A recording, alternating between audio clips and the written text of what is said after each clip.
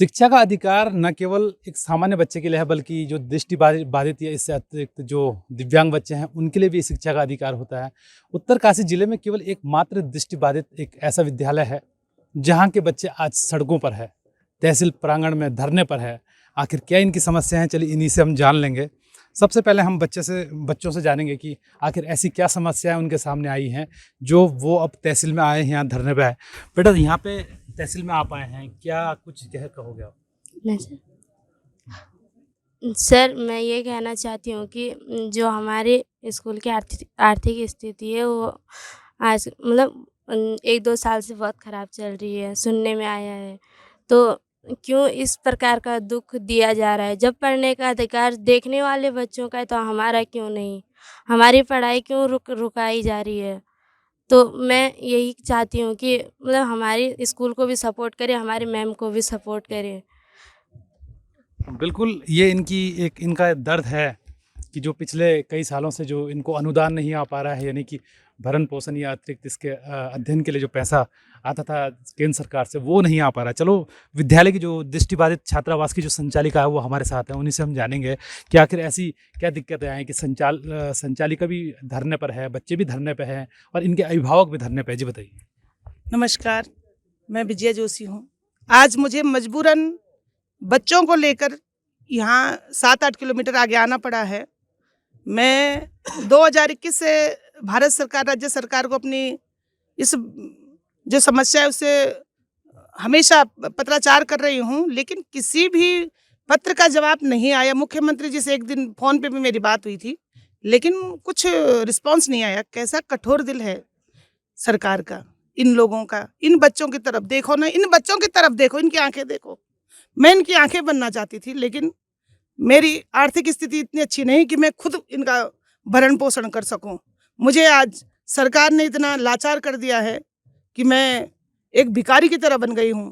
तो मेरा, आप बता रहे थे कि कर्ज पड़ गया। मैं 16 लाख मैंने लोगों से, जो दुकानदार हैं, लोगों से लेके तब करा है। 2 साल से मैं पता नहीं किस समस्या से, मैं अपनी तो जो जिंदगी है इन बच्चों के लिए है।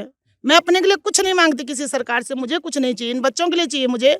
और मैं आखिरी दम तक, मेरे प्राण जिस दिन छूट जाएंगे उस दिन छूटेगी लड़ाई।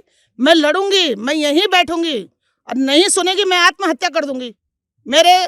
मेरी जो जिंदगी है उसके अगर कुछ होता है तो शासन, उत्तराखंड सरकार इसके जिम्मेदार रहेगा। क्योंकि क्यों नहीं सुन रहा इनके लिए क्यों नहीं करना चाहिए? जब तुम सामान्य बच्चों के लिए कर सकते हो तो दिव्यांग बच्चों के लिए क्यों नहीं सरकार कुछ करती है?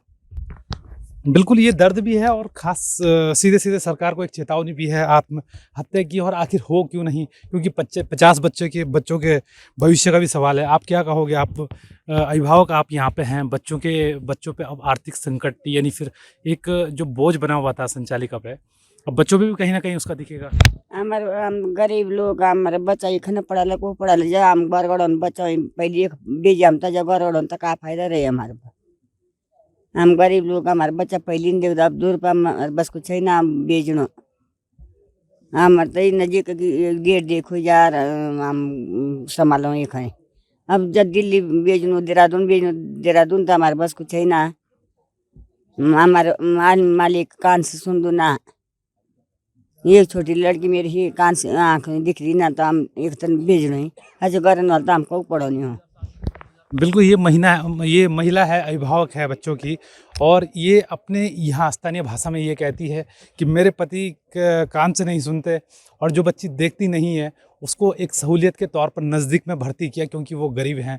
लेकिन ये सवाल एक अहम हो जाता है कि पिछले 2 सालों से जहाँ अनुदान विद्यालय को नहीं मिल पा रहा है, और पिछले 14 सालों से जिस तरीके से मिलते आ रहा था, कई बच्चों के भविष्य बने। फुटबॉल टीम, भारत की जो ब्लाइंड फुटबॉल टीम है, उसके जो कैप्टन हैं वो भी इसी विद्यालय से पढ़ कर गए हैं। यानी कि साफ तौर से जो भविष्य है वो यहाँ से बना है।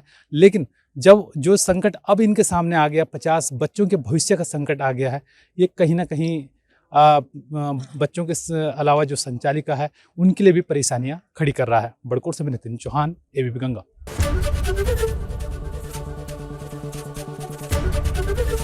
ABP गंगा, खबर आपकी, जुबान आपकी।